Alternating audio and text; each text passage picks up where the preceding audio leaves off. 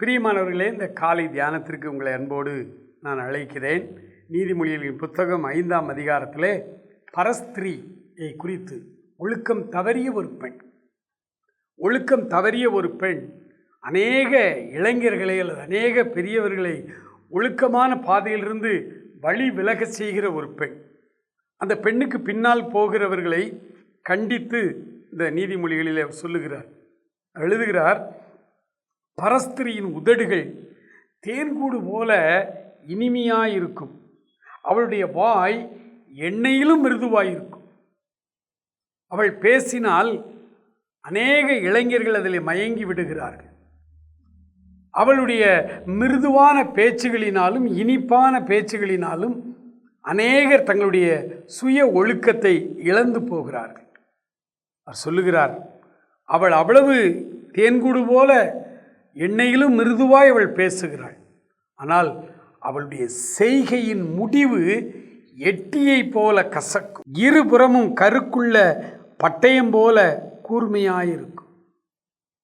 அவளுடைய செயலின் முடிவு எட்டியை போல கசக்கும். அதாவது ஒழுக்கம் கெட்டுவிட்டால் அதை ஒன்றுமே பண்ண முடியாது.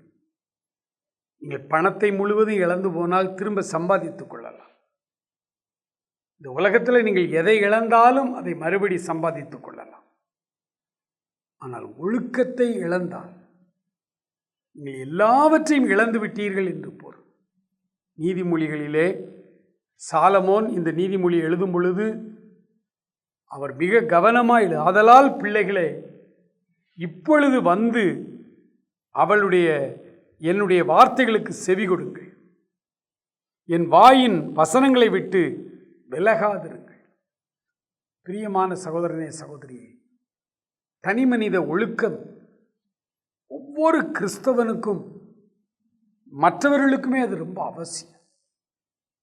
ஒழுக்கம் தவறும் பொழுது நம்முடைய வாழ்வு முழுவதுமாய் அழிக்கப்படுகிறது. சிம்சோனுடைய வாழ்க்கையிலே ஒழுக்கம் தவறியது. அவன் வாழ்வு அவனுக்கு விரோதமாய் மாறி போனது. கோமாளியாய் மாற்றப்படுகிறான். கண்கள் பிடுங்கப்பட்டது. அவனுடைய வாழ்க்கை மிகவும் மோசமாய் பரிதாபமாய் மாறிப்போனது. ஆகவேதான் அவர் சொல்லுகிறார், ஆண்டவருடைய வார்த்தைகளுக்கு திரும்புங்கள், அவருடைய ஞானத்தை பெற்றுக்கொள்ளுங்கள். நம்மை அர்ப்பணித்து ஜெபிப்போம். இந்த காலை வேளையில் ஆண்டவரே, கோடானு கோடி ஸ்தோத்திரம். இந்த நாள் காலையிலே நான் வெளியே செல்ல வேண்டும். என்னுடைய வேலைகளுக்காக, என்னுடைய பிஸ்னஸுக்காக, என்னுடைய பல காரியங்களுக்காக நான் வீட்டை விட்டு வெளியே போக வேண்டும். இந்த உலகத்து மனிதர்களோடு நான் போய்விட்டு திரும்ப நான் வர வேண்டும். போக்கிலும் வரத்திலும் உடைய கிருபை எங்கள் கூடவே இருக்கட்டும்.